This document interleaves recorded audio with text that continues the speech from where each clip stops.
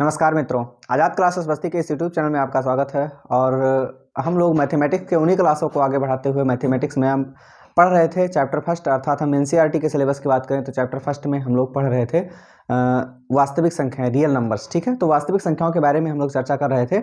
उसमें एक ऐसे पड़ाव के बारे में पहुँचे हैं जो क्या नाम है, आपके बोर्ड की परीक्षा के लिए बहुत ही ज़्यादा इंपॉर्टेंट है। ठीक है, तो उसके बारे में हम लोग चर्चा करेंगे। हमारा जो प्रश्न है वो प्रश्न है ये, अगर हम चैप्टर की बात करें तो 1.3 है। ठीक है, ये चैप्टर 1.3 से है, आपके पास 3 क्वेश्चंस और उसके बाद फिर चैप्टर 1.4 के आगे क्वेश्चंस दिए गए हैं। ठीक है, हमारे पास जो पहला प्रश्न है चैप्टर 1.3 का, वो है कि सिद्ध कीजिए कि रूट 5 एक अपरिमेय संख्या है। क्या सिद्ध करना है? कि रूट 5 एक अपरिमेय संख्या है। ठीक है, इसके विपरीत में मान लेते हैं कि रूट 5 एक परमीय संख्या है। हम इसको क्या मान लेते हैं? परमीय मान लेते हैं। ठीक, हम इसके विपरीत में हमको यह सिद्ध करना है कि रूट 5 एक अपरिमेय संख्या है, लेकिन इसके विपरीत में हम लोग मान लेते हैं कि रूट 5 क्या है? एक परमीय संख्या है। परमीय संख्या की क्वालिटी ये होती है, परमीय संख्या ये होता है कि परमीय संख्या, कोई भी जो परमीय संख्या होती है, उस परमीय संख्या को हम P अपान Q के रूप में व्यक्त कर सकते हैं। किसके रूप में व्यक्त कर सकते हैं? P अपान Q के रूप में व्यक्त कर सकते हैं, जहां Q is not equal to 0, जहां Q 0 के बराबर नहीं है। परमीय संख्या का मतलब कोई ऐसा पूर्णांक जिसको हम भिन्न के रूप में बदल सकें और वहां इसका जो हर है वो 0 के बराबर नहीं हो, क्योंकि अगर भिन्न का हर 0 हो जाता है तो 0 से अगर हम किसी भी संख्या में भाग करेंगे तो इनफाइनाइट आ जाएगा। जैसे मान लो कि अगर हम 0 से भाग कर दें 5 में, तो 0 से अब बताओ कितना बार पहाड़ा पढ़ोगे, कई बार पढ़ोगे, कितनी बार भी टेबल पढ़ोगे, लेकिन 0 ही आने वाला, अर्थात इनफाइनाइट, अर्थात अनंत तक, अर्थात अपरिभाषित हो जाता है ये, क्योंकि 0 से 5 में भाग नहीं हो सकता है। इसलिए अगर Q यहाँ 0 हो जाता तो ये एक परमीय संख्या ना होती, ये एक भिन्न ही ना होता, और अगर ये भिन्न ना होता तो ये परमीय संख्या ना होती।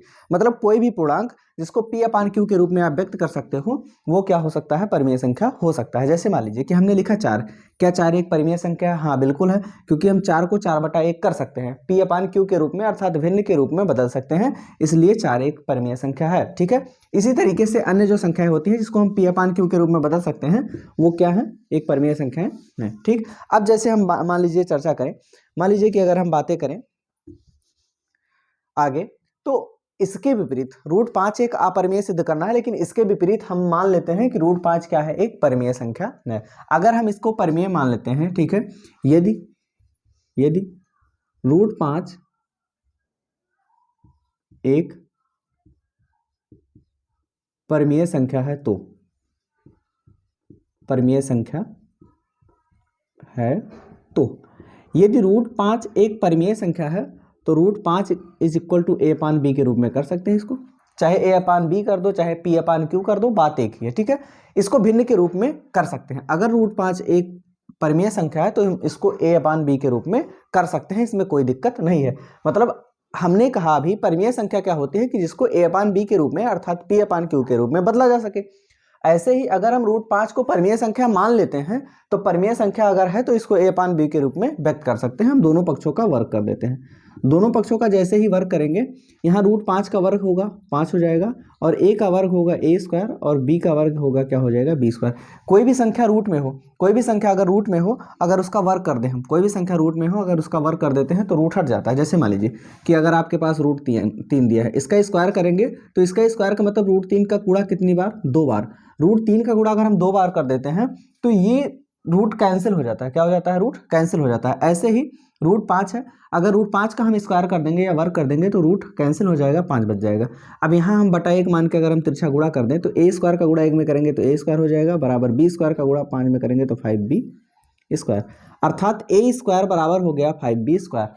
थोड़े देर के लिए जैसे मान लीजिए कि अगर मैं लिखूँ 4 बराबर 2 गुणे 2, या फिर मैं लिखूँ 6 बराबर 2 गुणे 3, या मैं लिखूँ 12 बराबर 4 गुणे 3, या मैं लिखूँ 18 बराबर 3 गुणे 6। अब एक बात बताओ, यहाँ कॉमन सी एक बात बताओ कि अगर 18 बराबर 3 गुणे 6 लिख रहे हैं, मतलब जो ये 18 है वो 3 से भी विभाजित है और 6 से भी विभाजित है, अर्थात 3 से भी कट जाएगा और 6 से भी कट जाएगा। ऐसे अगर हम 12 की बात करें तो यह 12 4 से भी कट जाएगा और 3 से भी कट जाएगा। ऐसे ही अगर हम 6 की बात करें तो यह 2 से भी कट जाएगा और 3 से भी कट जाएगा। अगर हम 4 की बात करें तो यह 2 से भी कट जाएगा और अगले 2 से भी कट जाएगा। ऐसे ही अगर हम ए स्क्वायर की बात करें तो ये लिखा हुआ 5 गुणे बी स्क्वायर, अर्थात ठीक है, अर्थात यहाँ क्या है, अर्थात ए स्क्वायर, चाहे हम ए स्क्वायर की बात करें कोई भी संख्या का वर्ग, मान लीजिए कि अगर मैं कहूँ कि 8 जो है 2 से विभाजित है, 8 क्या है 2 से विभाजित, तो 8 का अगर हम वर्ग कर दें तो 8 9 64 कर दें तो क्या यह 2 से विभाजित नहीं होगा, क्या यह 2 से नहीं कटेगा, कटेगा। ऐसे ही अगर ए स्क्वायर 5 से विभाजित है, 5 और बी स्क्वायर का गुणा हो रहा है, मतलब 5 से भी कट जा रहा है और बी से भी कट जा रहा है, अर्थात ए स्क्वायर विभाज्य है किससे, 5 से, अर्थात ए स्क्वायर विभाजित है किससे, 5 से। ए स्क्वायर 5 से भाज्य है, 5 से क्या है, भाज्य है। और कोई भी भाज्य संख्या है, अगर कोई भी भाज्य संख्या है, जैसे हम मान ले 4, मान ले 6, मान ले 8, मान ले 7, अगर कोई भी संख्या ऐसी ले लें जो भाज्य हो, मतलब जो किसी न किसी संख्या से कट जाए, 7 नहीं हो सकता लेकिन और भी संख्याएं जो हैं वो हो सकती हैं, मतलब अगर वो संख्या 5 से भाज्य है, अगर 5 से भाज्य है, मतलब उसको P अपान Q के रूप में, अर्थात A अपान B के रूप में व्यक्त कर सकते हैं। अर्थात यहाँ हमको क्या मिला कि ए स्क्वायर जो है वो 5 से भाज्य है, अर्थात 5 से कट सकता है। अगर किसी संख्या से कट सकता है, एक बात बताओ, क्या रूट 5 किसी संख्या से कटेगा, नहीं कटेगा। अगर नहीं कटेगा तो ये भाज्य संख्या नहीं है, लेकिन 5 ए स्क्वायर क्या है, 5 से कट जा रहा है, ये इसको बटे के रूप में कर दोगे लेकिन फिर भी परिमेय संख्या नहीं होगा, वही तो हम सिद्ध कर रहे हैं कि ये का परिमेय है, ठीक है। तो ए स्क्वायर 5 से भाज्य है, और कोई भी संख्या जो भाज्य होती है उसको ए अपान बी के रूप में व्यक्त कर सकते हैं, ए अपान बी के रूप में व्यक्त, मतलब ए कोई संख्या है जिसमें बी भाग कर रहा है, जिसमें बी क्या कर रहा है, भाग। एक बात बताओ, अगर 18 भाज्य है तो 18/2 लिख सकते हैं, बिल्कुल लिख सकते हैं। इसका मतलब कि 2 से 18 कट जाएगा, इसका मतलब कि 2 से 18 कट जाएगा। ऐसे ही ए स्क्वायर 5 से भाज्य है, अर्थात ए भी 5 से भाज्य होगा, ठीक है। लेट मान लेते हैं कि ए बराबर ए बराबर 5k, ए बराबर क्या है, 5k। अब यहाँ ध्यान से देखो, ए बराबर क्या है, 5k, ए बराबर क्या है, 5k। हमने 5k क्यों लिखा है, एक बात बताओ, कि अगर मैंने लिखा कि 18 3 से भाज्य है, अगर मैंने लिखा 18 3 से भाज्य है, इसका मतलब क्या है, अगर 18 3 से भाज्य है, इसका मतलब क्या है कि 18 में अगर हम 3 से, मतलब 3 के गुणक के रूप में लिख सकते हैं, 3 गुणे 6 लिख सकते हैं, 3 गुणे क्या लिख सकते हैं, 6। ऐसे ही अगर ए 5 से भाज्य है तो ए को लिख सकते हैं 5 गुणे के। 5 गुणे के का मतलब कोई नंबर हो, के का नंबर कोई भी नंबर, कोई के का मतलब है कि कोई भी नंबर हो, उससे कोई मतलब नहीं। अर्थात अगर मैं कहूँ 16, अगर मैं कहूँ कि 16 4 से भाज्य है, मतलब इसको लिख सकते हैं 4 गुणे 4, मतलब 4 से भाग करेंगे और यहाँ कोई भी संख्या होगी जिसका हम गुणा कर देंगे, मतलब कोई जरूरी नहीं कि किसी भी संख्या गुणा करें तो 16 ही, मतलब एक नंबर लेते हैं। यहाँ जैसे ए मालूम नहीं कौन सा नंबर है, वैसे ही के ले लेते हैं कि मालूम नहीं कौन सा नंबर है, मतलब लेकिन ऐसा नंबर होगा जिसमें हम 5 से गुणा कर देंगे तो ए हमको मिल जाएगा, ए हमको मिल जाएगा। फिर से अगर दोनों पक्षों का वर्ग कर दें, फिर से दोनों पक्षों का, इसको समीकरण फर्स्ट मान लेते हैं, फिर से अगर दोनों पक्षों का वर्ग कर दें तो यहाँ हो जाएगा ए स्क्वायर और बराबर क्या हो जाएगा, 5 का वर्ग करेंगे क्या होगा 25 और के का वर्ग होगा के स्क्वायर, अर्थात ए स्क्वायर बराबर 5k स्क्वायर। अब समीकरण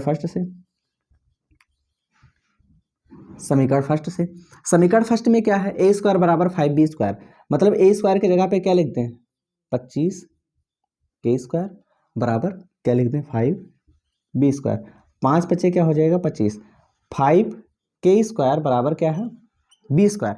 अब यहाँ एक चीज देखिए, अर्थात फिर वही चीज आ गया, अर्थात क्या है कि यहाँ देखो, जब ए स्क्वायर बराबर 5b स्क्वायर आया था, इसका मतलब कि ए स्क्वायर का गुणनखंड एक 5 भी है और b स्क्वायर भी है, मतलब ए स्क्वायर 5 से कट सकता था। ऐसे ही यहाँ क्या आया है, b स्क्वायर बराबर 5 इंटू के स्क्वायर, मतलब b भी एक संख्या है जो 5 से भाज्य है, अर्थात b 5 से भाज्य है। अगर b 5 से भाज्य है, अगर b 5 से भाज्य है, अर्थात b को भी काटा जा सकता है। अर्थात a अपान b दोनों को काटा जा सकता है, a अपान b दोनों को काटा जा सकता है। अगर a अपान b दोनों को काटा जा सकता है तब एक बात ध्यान से यहाँ देखिए, ठीक है, इसलिए यह सिद्ध होता है, यह सिद्ध होता है कि, इसलिए यह सिद्ध होता है कि a व b भाज्य संख्याएं हैं, भाज्य संख्याएं हैं। इसलिए a अपान b एक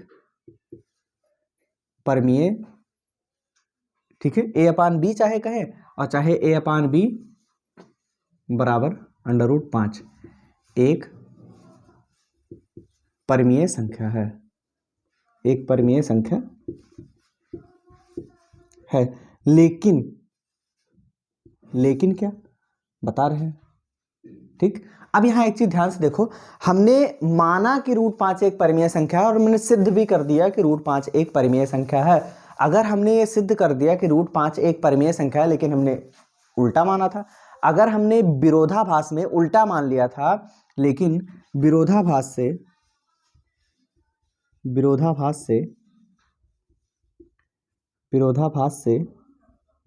हमने गलत माना था, इसलिए अब √5 एक क्या है, अपरिमेय संख्या है, अपरिमेय संख्या है। अब आप लोग सोच रहे होंगे अपरिमेय कैसे, जैसे एक बात बताओ कि आपने माना कि कोई राम है, किसी व्यक्ति को माना कि राम है, ठीक, और ये सिद्ध हो जाता है कि वो राम ही है, वो राम ही है, भले ही उसका नाम विवेक रहा हो, लेकिन आपने राम माना और सिद्ध हो गया कि राम ही है, कैसे सिद्ध हो गया, राम की क्वालिटी से।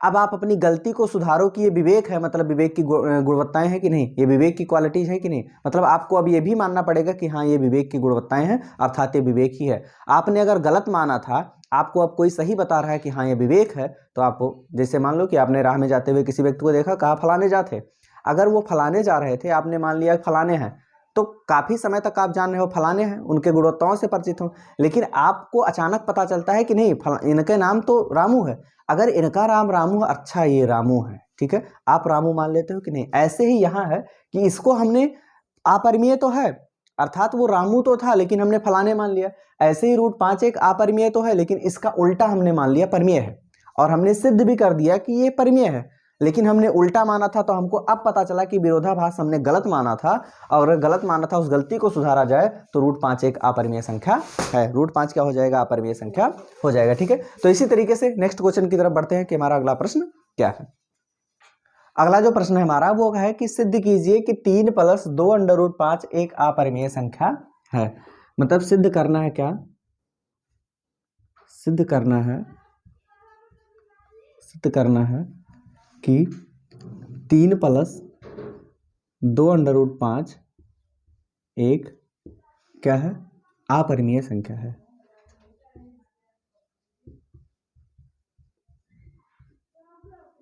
एक अपरिमेय संख्या है। क्या है, एक अपरिमेय संख्या है। हम मान लेते हैं, माना 3 + 2 √5 एक परमीय संख्या। हम विपरीत में क्या मान लेते हैं कि ये क्या है, परमीय संख्या है। हमने इसको माना है, ये तो अपरिमेय है, सिद्ध करना है, लेकिन हमने इसको विपरीत में यह मान लिया कि यह एक परमीय संख्या है, यह एक परमीय संख्या है। इसलिए अगर ये परमीय संख्या है, अगर ये एक परमीय संख्या है तो 3 + 2 √5, 3 + 2 √5 बराबर क्या हो सकता है, a/b हो सकता है कि नहीं हो सकता है, बिल्कुल हो सकता है। अर्थात अगर ये परमीय संख्या है तो इसको a/b के रूप में व्यक्त कर सकते हैं, अर्थात भिन्नात्मक रूप में इसको बदल सकते हैं, ठीक। अब ये 3 + 2 √5 बराबर इतना है, 3 इधर जुड़ रहा है उधर जाएगा तो क्या कर देगा, भाग कर देगा, वो सॉरी घट जाएगा, तो ये हो जाएगा a/b और माइनस में क्या हो जाएगा 3 2 इधर गुणा कर रहा उधर जाएगा तो क्या करेगा, भाग कर देगा, तो √5। 2 इसमें भाग करेगा तो 2 भी हो जाएगा, 2 इसमें भाग करेगा तो 3/2 हो जाएगा, 3/में क्या हो जाएगा, 2 हो जाएगा। अब एक चीज देखो यहाँ ध्यान से कि a/b एक परिमेय संख्या से, परिमेय संख्या में से अगर परिमेय संख्या घटाएंगे तो परिमेय संख्या ही आएगा, अर्थात a/2b में से अगर हम 3/2 ही घटाएंगे, अर्थात 3/2 एक परिमेय संख्या है कि नहीं है, क्योंकि ये भिन्न के रूप में बदला जा सकता है। अगर ये परिमेय संख्या है तो काका हो इका, अगर ये परिमेय संख्या है तो परिमेय संख्या को परिमेय संख्या में से घटाएंगे तो परिमेय संख्या ही तो मिलेगी, या कुछ दूसरा मिलेगा, नहीं दूसरा नहीं मिलेगा, अर्थात एक परिमेय संख्या ही मिलेगी। ठीक है, अर्थात ठीक है, इसलिए चूंकि a/2b माइनस 3/2 एक परिमेय संख्या है, एक क्या है, परिमेय संख्या है जो √5 के क्या है, √5 के बराबर है, √5 के क्या है, बराबर। भाई ये किसके बराबर है, ये बराबर है √5 के, ये किसके बराबर है, √5 के। अगर ये एक परिमेय संख्या है तो √5 भी एक परिमेय संख्या है कि नहीं है, इसलिए पूरा एक परिमेय संख्या है। ठीक है, इसलिए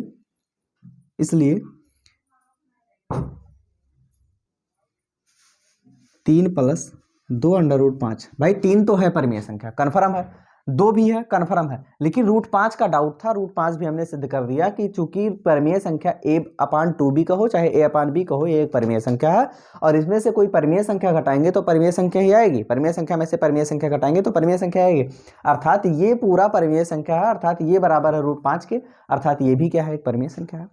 अगर ये भी परिमेय संख्या है तो ये पूरा क्या हो जाएगा, क्योंकि इसको हमने a/b के रूप में माना था, तो ये पूरा क्या हो जाएगा, परिमेय संख्या,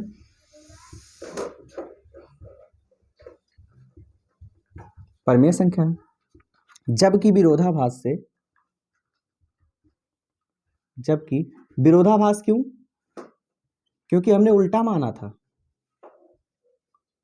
विरोधाभास से 3 + 2√5 क्या है, 3 + 2√5 एक अपरिमेय संख्या है।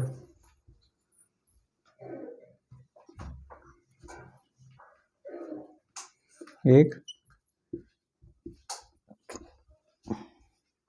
अपरिमेय संख्या, ठीक है। जबकि विरोधाभास से ये है कि हमने इसको परिमेय संख्या सिद्ध हो गया कि ये परिमेय संख्या है, जबकि हमने उल्टा माना था। अब अगर उल्टा माना था तो लिख देते हैं कि चलो ठीक है, अब ये सिद्धि हो गया परिमेय संख्या है, तो हमने इसको अपरिमेय को परिमेय मान लिया था, अब उसी गलती को सुधारते हैं और विरोधाभास से हम इसको क्या मान लेते हैं, ये एक अपरिमेय संख्या है। ये सिद्ध हो गया कि ये एक अपरिमेय संख्या। आगे प्रश्न दिया गया है कि सिद्ध कीजिए कि निम्न संख्याएं अपरिमेय संख्याएं हैं। इन सभी को आपको सिद्ध करना है कि ये सभी क्या है, अपरिमेय संख्याएं हैं। ठीक, अब जैसे मान लीजिए कि आगे जो प्रश्न आपको दिया गया है, सिद्ध करना है कि 1/2 एक आप ठीक है, लेट 1/√2 एक परिमेय संख्या है, परिमेय संख्या है। हमने क्या मान लिया है कि 1/√2 एक परिमेय संख्या, मतलब अपरिमेय तो सिद्ध करना है, लेकिन हमने परिमेय मान लिया है, इसलिए 1/√2 को बराबर लिख सकते हैं a/b के। a/b के क्या लिख सकते हैं, बराबर, अर्थात इसको लिख सकते हैं a/b बराबर 1/√2।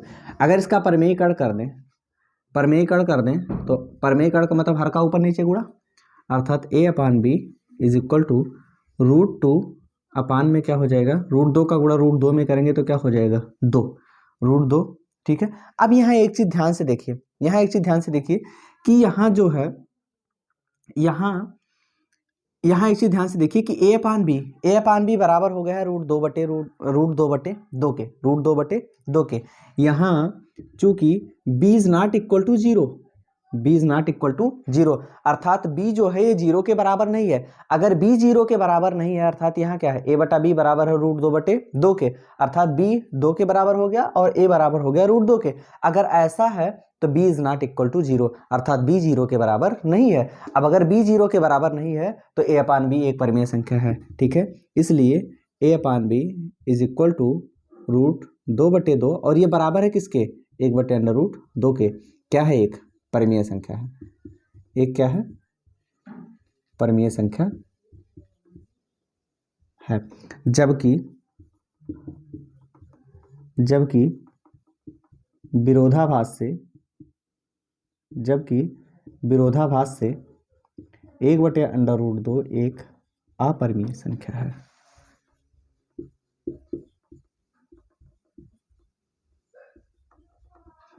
एक अपरिमेय संख्या है। ठीक है, ये चीजें हैं। मतलब हमने विरोधाभास माना, अर्थात विरोधाभास से क्या है कि 1/√2 एक अपरिमेय संख्या है। ये चीज सिद्ध करना था और ये क्या हुआ, सिद्ध। मतलब कुछ है नहीं इन सवालों में, बहुत विशेष ऐसा नहीं है कि जिसमें आपको इतना प्रॉब्लम हो जाए कि आप कर ना सको। मतलब एक क्वेश्चन आपको आता है, और अगर हम एग्जाम पेपर के पॉइंट ऑफ व्यू से कहें तो आपके लिए ये क्वेश्चन सबसे ज़्यादा इंपॉर्टेंट है। क्वेश्चन नंबर जो फर्स्ट है ये सबसे ज़्यादा है, क्योंकि इसके आने के चांसेस 100% है। अब आगे कह रहा है 7/5। ठीक है, सेकंड क्वेश्चन मान लेते हैं, लेट माना 7/5 एक क्या है, 7/5 एक परिमेय संख्या है, परिमेय संख्या है। अगर मान लेते हैं कि इसको एक परिमेय संख्या है तो 7/5 बराबर हो जाएगा a/b के। किसके बराबर हो जाएगा, a/b के। अर्थात √5 बराबर हो जाएगा, a/7 इधर गुणा करा उधर जाएगा, क्या करेगा, भाग कर देगा। क्या करेगा, भाग। अर्थात a b से तो भाज्य था, 7 से भी भाज्य हो गया। किससे भाज्य हो गया, 7 से भी भाज्य हो गया। अर्थात a एक भाज्य संख्या है और b से भी भाज्य है, और b से क्या है, भाज्य है। अर्थात ये भिन्न है a/b के रूप का, अर्थात p/q के रूप में। अर्थात ये क्या है, एक परिमेय संख्या है। ठीक है, इसलिए a/7b क्या है, एक परिमेय संख्या है।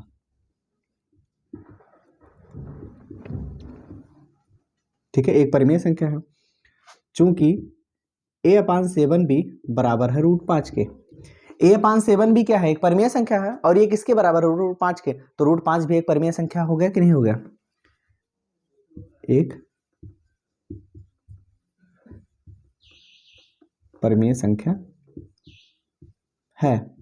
अगर ये भी एक परिमेय संख्या है, √5 भी एक परिमेय संख्या है, इसलिए विरोधाभास से इसका विपरीत, जस्ट अपोजिट, विरोधाभास से, इसलिए विरोधाभास से √5 एक, सॉरी √5 नहीं, 7√5 एक अपरिमेय संख्या है।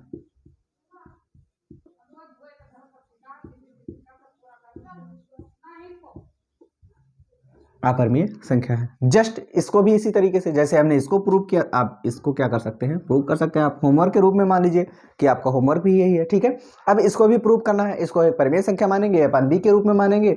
6 इधर जुड़ रहा है, उधर जाके घट जाएगा, और उधर जब घटेगा तो परिमेय संख्या में से परिमेय संख्या घटाएंगे तो एक परिमेय संख्या ही बनेगी। और परिमेय संख्या जो बनेगी, चूंकि अब सिद्ध हो जाएगा कि परिमेय संख्या में से परिमेय संख्या घटा रहे हैं तो एक परिमेय संख्या मिल रही है, और वो परिमेय संख्या पर √2 के बराबर है, अर्थात वो परिमेय संख्या है, तो ये भी क्या होगी, परिमेय संख्या। आपके विरोधाभास से सिद्ध हो जाएगा कि एक परिमेय संख्या है, और जस्ट उसका अपोजिट लिख देंगे, इसलिए विरोधाभास से ये क्या है, अपरिमेय संख्या है, क्योंकि विरोध में मानते हैं हम। ठीक, इसको भी आप क्या कर सकते हैं, सिद्ध कर सकते हैं, कोई दिक्कत नहीं।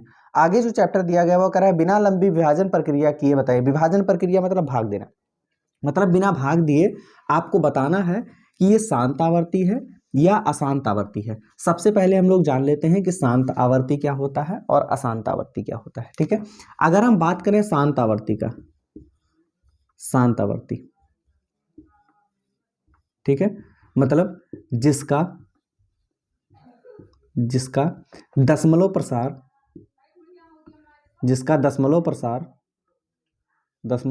क्या हो, शांत हो। जिसका दशमलव प्रसार क्या हो, शांत हो। अशांत आवर्ती क्या होता है, अशांत आवर्ती मतलब जिसका दशमलव प्रसार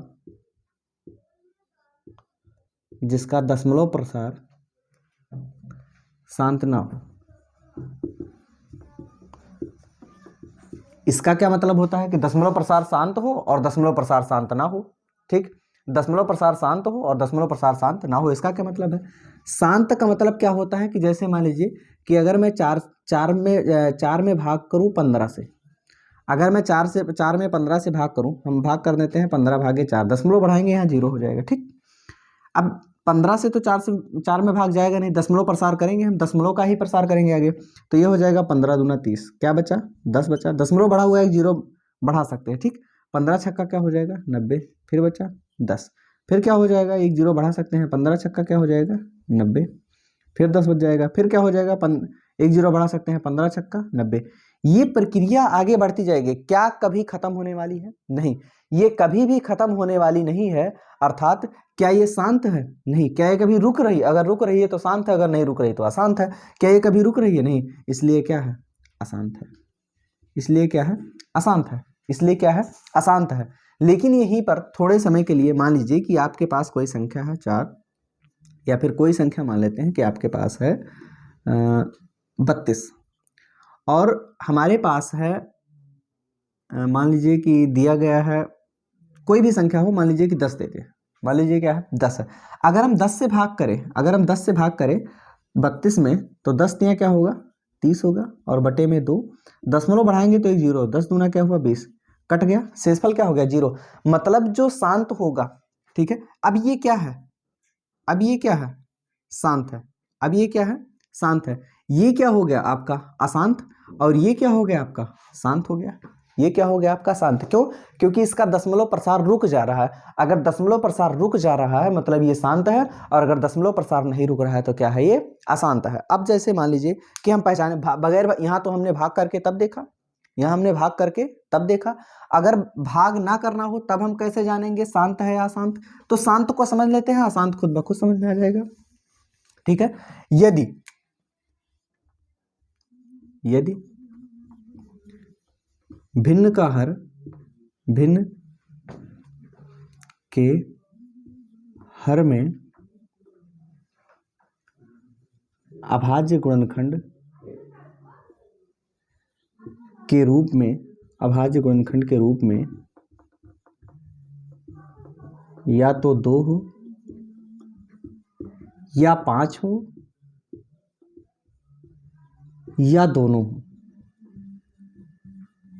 ठीक, अर्थात क्या है? जो भिन्न बने, जैसे मान लीजिए कि हमने पहला लिखा था 4/15 और दूसरा लिखा था 32/10, 32/10। एक और ले लेते हैं, जैसे मान लीजिए कि हमने लिखा 25/45, 25/45। एक और लिख लेते हैं, मान लीजिए कि हमने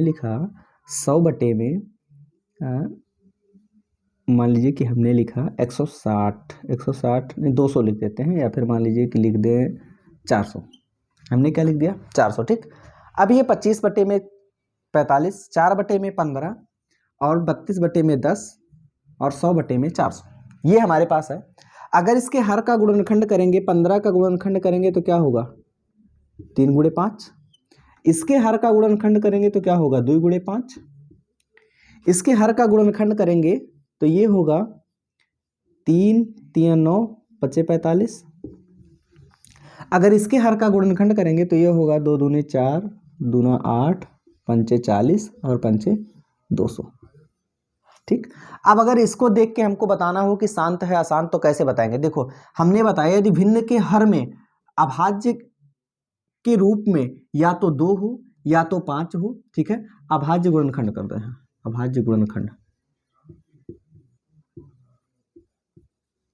अभाज्य गुणनखंड के रूप में, अभाज्य गुणनखंड के रूप में या तो 2 हो या फिर 5 हो या दोनों हो। ठीक है, अर्थात हम हर का अभाज्य गुणनखंड करें, या तो केवल 2 आ जाए, या तो केवल 5 आ जाए, या तो दोनों मिक्स करके आ जाए, तब वो भिन्न क्या होगी? शांत होगी। क्या होगी? शांत आवर्ती होगी। अब देखो ध्यान से, इसके भिन्न के हर में 5 के अलावा क्या आ रहा है? 3। 5 के अलावा क्या आ रहा है? 3।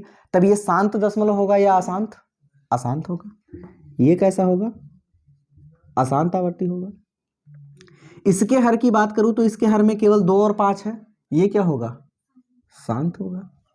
इसके हर में 3 3 और 5 ये तीनों हैं, अर्थात 5 और 2 के अलावा 3 भी आ गया है, इसलिए क्या है? अशांत है। इसके हर में 2 हैं और 5, मतलब 2 और 5 दोनों हैं, 2 और 5 दोनों हैं, तो ये क्या होगा? शांत। ये भी क्या होगा? शांत। ऐसे ही हमको इन सब में चेक करना है कि मतलब ये सब क्या है, शांत है या अशांत है। भाग हमको नहीं करना है और हमको भाग नहीं करना है, और बगैर भाग किए ही हमको बताना है कि ये शांत है। हमारा ख्याल है कि आप समझ गए होंगे कि शांत आवर्ती क्या होता है और अशांत आवर्ती क्या होता है। ठीक, अब जैसे मान लीजिए कि आपको दिया गया है, पहला जो भिन्न है वो दिया गया है आपको 13 बटे में, पहला दिया गया है 13 बटे में 3125, फिर आगे दिया गया है 17 बटे में 8, फिर आगे दिया गया है 64 बटे में 455, फिर आगे दिया गया है 15 बटे में 1600, फिर आगे दिया गया है 29 बटे में 343, फिर आगे दिया गया है 23 बटे में 2 के घाते 3 और इंटू 5 घाते 2, फिर आगे दिया गया है आपको 129 और बटे में दिया गया है 2 के घाते 2, 5 घाते 7 और 7 घाते 5, मतलब ये आपस में गुणा कर रहे हैं। ठीक, और आगे फिर इसी में दिया गया है 6 बटे में 15, फिर आगे इसी में दिया गया है 35 बटे में 50,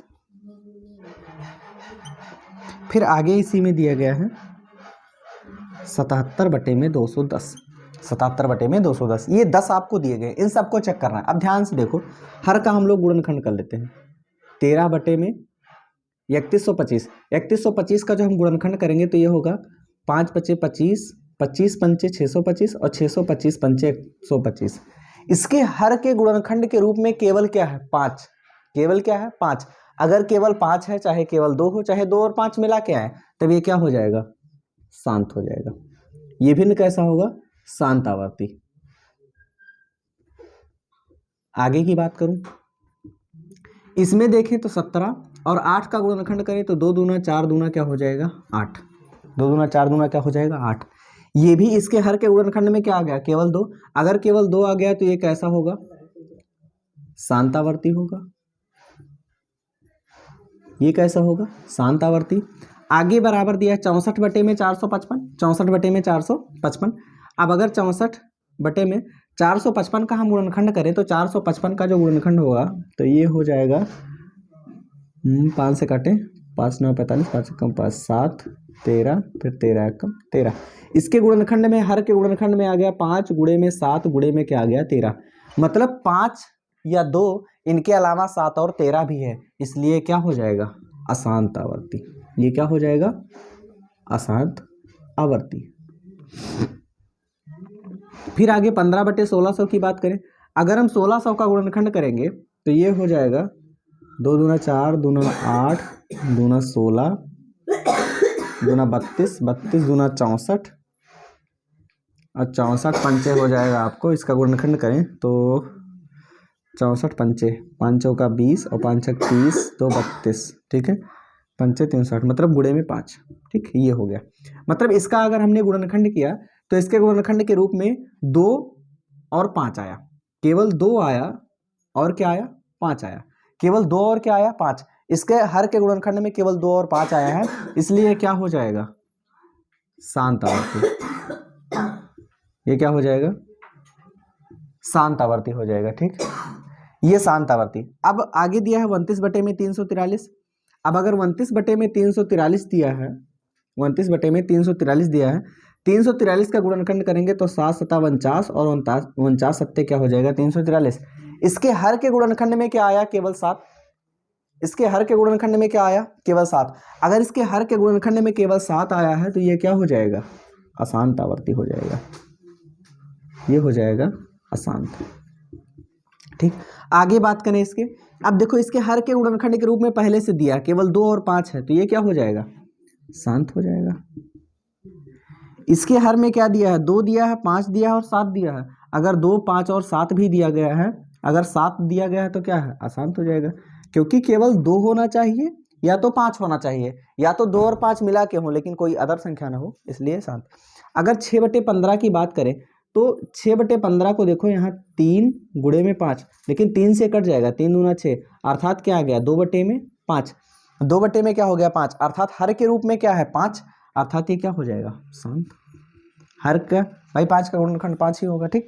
अब उसके बाद फिर 35/50 की बात करूं, अगर हम 35/50 की बात करूं तो 35 और 50 नीचे क्या होगा, 50 जो है इसमें 2 पंचे 10 और 10 पचे में 50, अर्थात इसका जब हमने गुणनखंड किया तो इसके गुणनखंड के रूप में देखो 2 और 5 आया है। अगर 2 और 5 आया है तो ये कैसा होगा, शांत होगा। ये कैसा होगा, शांत। एक और लास्ट बचा हुआ है 77/210, इसको लिख सकते हैं 77 को लिख सकते हैं 7 गुणे में 11 काटने के लिए, और 210 को लिख सकते हैं 2 3 6 और 2 से कटेगा 105 होगा, 3 से कटेगा ये तो 35 होगा, फिर 5 और फिर 7, ठीक। ये क्या है, अब यहाँ देखो एक 7 से तो 7 कट जाएगा, ऊपर 11 बचेगा, नीचे क्या बचेगा, 2 3 और 5 बचेगा, अर्थात हर के रूप में 2 और 5 के अलावा 3 है। अगर 2 और 5 के अलावा 3 है तो ये क्या है, अशांतावर्ती। ये क्या है, अशांतावर्ती। मतलब इतना सा बात था और हमको देखकर बताना था कि इसमें से कौन सा अशांत है, कौन सा क्या है, शांत है। अब आगे कह रहा है, आगे जो प्रश्न दिया गया, ऊपर दिए गए उन परिमेय संख्याओं के दशमलव प्रसारों को लिखिए जो शांत है। मतलब जो जो शांत है उनका दशमलव प्रसार लिखना है। कौन कौन सा शांत है, पहला क्या है, शांत है। दूसरा क्या है, शांत है। तीसरा नहीं शांत है, अशांत है। चौथा क्या है, शांत है। पांचवा क्या है, अशांत है। छठवां क्या है, छठवां शांत है। सातवां क्या है, अशांत है। आठवां ये भी शांत है, और नौवां क्या है, ये भी शांत है, और 10वां क्या है, अशांत है। मतलब जो जो शांत हैं उनका हमको दशमलव प्रसार, मतलब दशमलव के आगे कहाँ तक जा सकते हैं ये हमको लिखना है। जो अशांत है उनको हटा देते हैं, जो शांत है उनका दशमलव प्रसार। देखो ये शांत था, इसका दशमलव प्रसार आगे लिखना है। ये शांत था, इसका दशमलव प्रसार लिखना है। ये अशांत था, इसको हटा देते हैं। ये अशांत था, इसको भी हटा देते हैं, और ये अशांत था, इसको भी हटा देते हैं, ठीक। बाकी बचे हुए हैं क्या, शांत। बाकी शांत बचे हुए हैं, और इन सब का हमको क्या निकालना है, दशमलव प्रसार। इन सभी का हमको क्या निकालना है, दशमलव प्रसार। अर्थात दशमलव में इनको कैसे लिखा जाए ये हमको लिखना है। जैसे मान लीजिए कि लिखा हुआ है 3125 13 बटे में 3125, अर्थात 3125 से हमको भाग कर देना है 13 में। अगर हम भाग करेंगे तो क्या भाग जाएगा, नहीं, छोटा है। दशमलव बढ़ाएंगे, दशमलव बढ़ाओगे तो 1 0 बढ़ा सकते हो, क्या अभी भी भाग जाएगा, नहीं। तो 1 0 ऊपर 1 0 नीचे, क्या भी भाग जाएगा, नहीं। यहाँ 3125 यहाँ 1300 नहीं जाएगा, फिर 1 0 बढ़ाएंगे तो यहाँ 1 0 और बढ़ जाएगा। अब कितनी बार जा सकता है, अगर हम बात करें तो 3 चौके 12, लगभग 4 बार जा सकता है। तो ये हो जाएगा 4 पंचे 20 और 4 दूना 8 और 8 तो 10 और 4 एक कम 4 और एक क्या हो जाएगा 5 और 4 3 12, घटाएंगे 0 0, 10 में से 5 घटाएंगे 5 और यहाँ कुछ नहीं बचेगा, ठीक। और उसके बाद फिर दशमलव बढ़ा हुआ है तो 1 0 बढ़ा सकते हैं, एक बार जाएगा, एक बार जाएगा तो क्या हो जाएगा 3125 ही हो जाएगा। 10 में से 5 घटाएंगे 5, 9 में से 2 घटाएंगे 7 और 9 में से 1 घटाएंगे क्या बचेगा 8, ये यहाँ क्या बचेगा 1 बच जाएगा। दशमलव बढ़ा हुआ है, यहाँ 1 0 बढ़ा सकते हैं। 3 6 18, 6 बार ले जा सकते हैं, 6 बार ले जाते हैं, ठीक। 6 बार ले जाएंगे यहाँ तो 6 पंचे 30 और 6 दूनी 12 3 15 और 6 कम 6 7 और 6 3 क्या हो जाएगा 18, कैंसिल हो गया ना। देखो शांत था तभी कैंसिल हुआ, लास्ट में रिमाइंडर अर्थात शेषफल 0 बच गया। अगर ये अशांत होता तो ऐसा ना होता। अब इसका दशमलव प्रसार क्या होगा 0.00416, ऐसे ये था। इसका हम भाग करेंगे 8 से भाग कर देंगे 17 में, तो 8 दूना क्या हो जाएगा 16, 1 17, दशमलव बढ़ाएंगे तो 0, 8 एक कम 8, 2 बचेगा। दशमलव बढ़ा हुआ है 0 बढ़ा सकते हैं, ठीक। 8 दूना क्या होगा 16, दशमलव भाग ऐसे होता है। 10 में से 6 घटाएंगे क्या बचेगा 4, ठीक है। दशमलव बढ़ा हुआ है 0, 8 पंचे क्या होगा 40, अर्थात इसका दशमलव प्रसार क्या हुआ 2.125। इसका दशमलव प्रसार क्या हुआ 2.125। ऐसे ही आगे का देखें हम, आगे जो दिया गया है 15 बटे में 1600, अर्थात 1600 से भाग करेंगे हम किसमें 15 में, क्या भाग जाएगा, नहीं भाग जाएगा, नहीं। अगर भाग नहीं जाएगा तो दशमलव बढ़ाएंगे, दशमलव बढ़ाएंगे तो 1 0 बढ़ जाएगा, लेकिन अभी भी जा रहा है नहीं, अर्थात 1 0 और बढ़ाएंगे तो यहाँ भी 1 0 बढ़ेगा, क्या भी भाग जाएगा, नहीं है। 1600 1500, फिर 1 0 बढ़ाएंगे, यहाँ 1 0 बढ़ जाएगा। अब कितनी बार जाएगा 16 8 128, 16 9 144, 9 बार जाएगा। 16 9 में 144 और बाकी 2 0 0 0, 10 में से 4 घटाएंगे 6 हाँ ठीक, 10 में से 4 घटाएंगे 6 हो जाएगा, और उसके बाद फिर हाँ ये कैंसिल हो जाएगा, दशमलव बढ़ा हुआ है 1 जीरो बढ़ा सकते हैं, फिर ये हो जाएगा 16 चौके 64, 4 बार नहीं 3 बार जाएगा, 16 3 48, 1600 गुणे 3 मतलब 48, तो 0 0, 10 में से 8 घटाएंगे 2 और यहाँ 1 बचेगा, दशमलव बढ़ा हुआ है 1 जीरो, 16 सत्ते 112, 16 सत्ते 112 होगा, बाकी क्या हो जाएगा 0 0 0, 10 में से 2 घटाएंगे 8, यहाँ कुछ नहीं बचेगा, दशमलव 1 बढ़ा हुआ है 0 बढ़ा सकते हैं, 16 पंचे 80 अर्थात 5 बार जाएगा, और 16 पंचे 80 अर्थात 2 जीरो, ठीक। अर्थात इसका दशमलव प्रसार क्या होगा, 0.00937 9375, अर्थात इसका दशमलव प्रसार क्या होगा, ये हो जाएगा।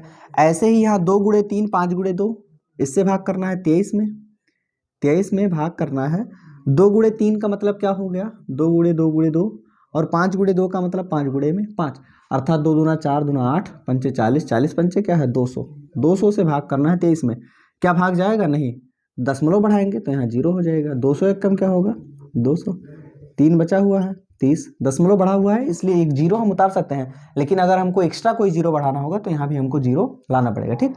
अब 200 एक कम क्या होगा 200, फिर बचेगा 100, दशमलव बढ़ा हुआ है 1 0 बढ़ा सकते हैं, 2 पंचे 10, ठीक। इसका दशमलव प्रसार क्या होगा 0.115, ऐसे आपके पास 15/6 है, 15 से अगर हम 6 में भाग करेंगे तो क्या भाग जाएगा, नहीं, दशमलव बढ़ाएंगे, दशमलव जैसे बढ़ाएंगे यहाँ क्या हो जाएगा 0, दशमलव के पहले केवल 0 लगा हुआ, इसकी वैल्यू कोई नहीं है, ठीक। 15 चौके क्या हो जाएगा 60, कैंसिल, अर्थात इसका दशमलव प्रसार क्या हो जाएगा 0.4। ऐसे ही 50 से हम भाग करें, 50 से भाग करें 35 में, क्या भाग जाएगा, नहीं, दशमलव बढ़ाएंगे तो यहाँ 0, 5 सते 35, 350, अर्थात इसका जो दशमलव प्रसार होगा 0.7 होगा। इस तरीके से जो आपको शांत आवर्ती थी, ये शांत जो शांत थे, आप उन शांत देखो 1 2 3 4 5 6 शांत थे ना, और 1 2 3 4 5 6 शांत थे, तो जो शांत थे उसका हमने दशमलव प्रसार निकाल लिया, ठीक। अब आगे हमको दशमलव प्रसार भी दिया है, उसको चेक करके हमको बताना है, आगे एक क्वेश्चन है, उस क्वेश्चन को नोट करके फिर आपसे मुलाकात होती है, ठीक। आगे का जो प्रश्न दिया गया है वो कह रहा है कि कुछ वास्तविक संख्याओं के दशमलव प्रसार नीचे दिए गए हैं, प्रत्येक स्थिति के लिए निर्धारित कीजिए कि यह संख्या परिमेय संख्या है या नहीं। यदि यह परिमेय संख्या है और P/Q के रूप की है तो Q के अभाज्य गुणनखंडों के बारे में आप क्या कह सकते हैं, ठीक। मतलब क्या कहना है कि मतलब इनको हमको बताना है कि परिमेय है कि अपरिमेय। देखो, जब कोई दशमलव प्रसार ऐसा हो कि आगे ना तो शांत हो और ना तो खत्म होने वाली हो, तब वो अपरिमेय हो जाता है। जैसे यहाँ हमने लिखा है 0.120, फिर 1 2 0 0, फिर 1 2 0 0 0, फिर 1 2 0 0 0, मतलब ऐसे ही अनवरत बढ़ता चला गया है, ये मालूम नहीं कहाँ तक गया है। अगर ये मालूम ही नहीं तो ये क्या है, अपरिमेय है। ये क्या है, अपरिमेय है। ये मालूम भी नहीं है और प्लस शांत भी नहीं है, क्योंकि यहाँ देखो 12 के बाद 1 0 है, यहाँ 12 के बाद 2 0 है, यहाँ 12 के बाद 3 0, 12 के बाद 4 0, आगे 12 के बाद 5 0 हो जाएगा। मतलब क्या संख्या निश्चित है, नहीं, बढ़ती घटती जा रही। अगर बढ़ती जा रही है मतलब ये अशांत है। क्या है, अशांत, खत्म होने वाली नहीं है, तो ये क्या हो जाएगी, अपरिमेय। अगर हम अगले की बात करें तो आप देखते हो कि दशमलव आगे नहीं है। अगर दशमलव आगे नहीं है मतलब ये क्या है, परिमेय है। मतलब क्या है, परिमेय है। अगर ये परिमेय है तो इसको P/Q के रूप में व्यक्त कर सकते हैं, अर्थात भिन्न के रूप में लिख सकते हैं। और ये परिमेय है अर्थात कोई भी परिमेय संख्या होती है उसका शांत आवर्ती दशमलव प्रसार होता है। अगर शांत आवर्ती ये दशमलव प्रसार लिखा हुआ है और अगर ये शांत है, और अगर ये शांत है मतलब ये परिमेय संख्या है, ये एक प्रकार की शांत आवर्ती संख्या है, तो इसके Q के अर्थात इसको P/Q के रूप में लिख सकते हैं। किसके रूप में, P/Q के रूप में। अगर P/Q के रूप में लिख सकते हैं अर्थात, ठीक है, ये परिमेय है और Q के अभाज्य गुणनखंड में, Q के अभाज्य गुणनखंड में 2 5 या फिर 2 5 है, ठीक है।